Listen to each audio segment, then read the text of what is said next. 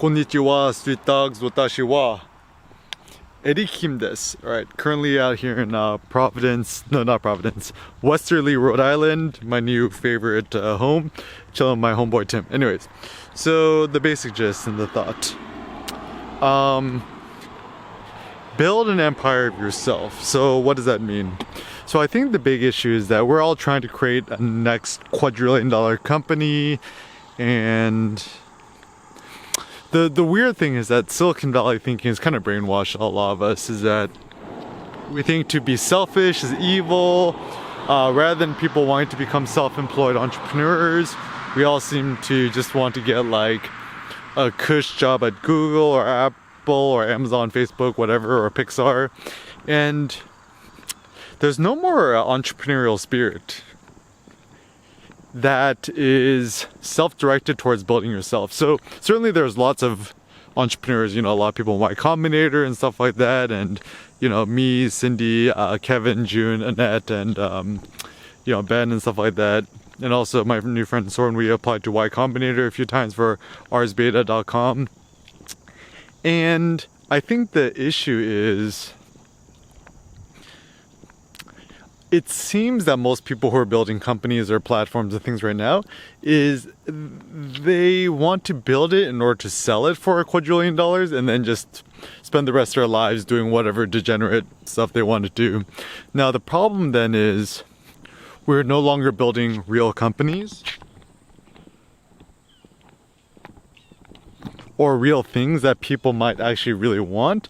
And I'm kind of suspicious too. I'm like, would you really want to, let's say you built a company or you built something, would you want to work on it for the rest of your life and do it for more like autotelic purposes, like, you know, doing it for the sake of it, rather than to just cash out and just like retire on the beach? Because I mean, if COVID's taught me anything, it's quite essential that we work on things we truly care for.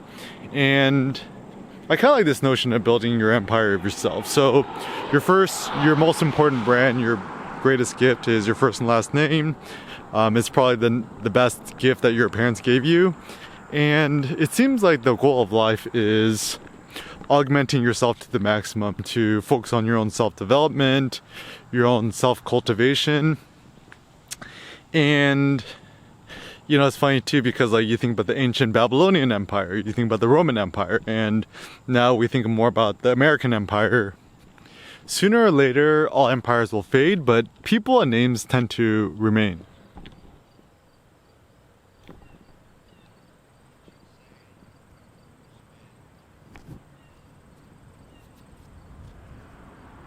Right? So the reason why this is important is that, I mean, if you live your life, I kind of assume that you want to build something that lasts. And man, it's kind of sad, because like one of Steve Jobs' missions in life was, I want to create a company, Apple, with so much creative ingenuity that it will continue to persist long after he's gone. And my sad thought is, I think Apple's on the way down. It's kind of just become a bunch of suits.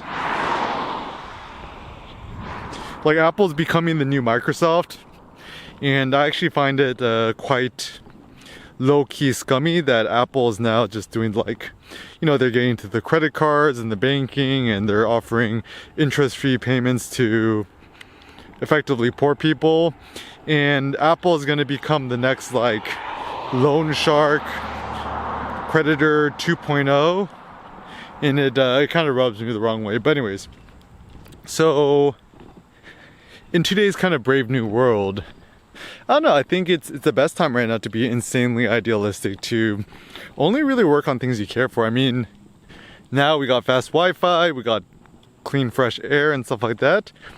And if the COVID lifestyle has taught us anything, we could live on very little. I mean, you know, once you like, I mean, what do you really need? We got Wi-Fi, we got food.